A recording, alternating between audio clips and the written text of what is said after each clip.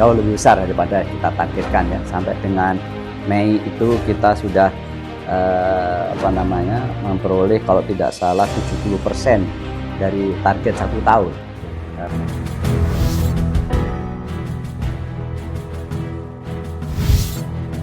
Targetkan produksi nasional salib jebu SKK Migas jadi produsen terbesar. Kepala SKK Migas Dwi Sucipto menargetkan Blok Rokan yang dikelola PT Pertamina Hulu Rokan atau PHR akan kembali jadi produsen minyak terbesar di Indonesia. Target masif pengeboran sumber migas ini merupakan upaya untuk mencapai produksi 1 juta barel minyak per hari pada 2030. Blok Rokan pada masa kejayaannya memang dikenal sebagai produsen minyak nasional tertinggi. Namun posisinya diambil alih Blok Cepu di Jawa Tengah lantaran banyak sumur berumur tua. Target tersebut setidaknya bisa terlihat dari produksi minyak di awal 2022 ini yang berada di angka 163 barel per hari. Adapun target produksi pada tahun ini mencapai 180 BOPD. Di studi survei eksplorasi sampai akhirnya bagaimana mengangkat minyak dan gas dari bawah sana ya, dari bawah bumi itu untuk bisa naik menjadi crude atau gas. Itu tugas SKK. SKK Migas menargetkan pengeboran sebanyak 563 sumur pengembangan di wilayah operasi Sumatera bagian utara pada tahun ini. Hal tersebut menjadikan wilayah SKK Migas perwakilan Sumbagut sebagai kontributor jumlah pengeboran sumur migas terbesar untuk periode 2022. Dalam menggapai target tersebut, SKK Migas sangat berharap 2 hal terhadap Blok Rokan, yakni pelaksanaan Enhanced Oil Recovery dan pengembangan migas non-konvensional. Keduanya adalah tulang punggung bagi peningkatan migas di masa mendatang. Setelah tertunda di akhir Desember 2021 untuk persetujuan Plan of Development (IOR).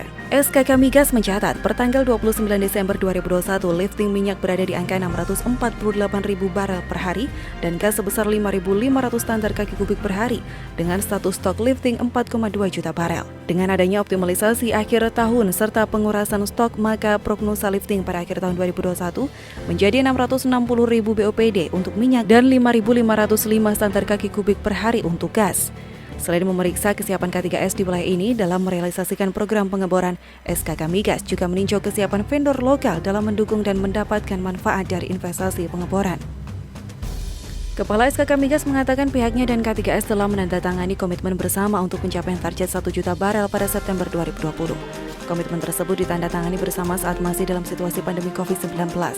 Dengan komitmen pada 2021, produksi yang mulai meningkat, kemudian di tahun 2022, target agresif pengeboran mencapai hampir 2 kali lipat realisasi pengeboran di tahun 2021. Bagaimana mengamankan kebutuhan masyarakat akan BBM dan gas. Nah, sedangkan SKK itu dulu BP Migas dulu.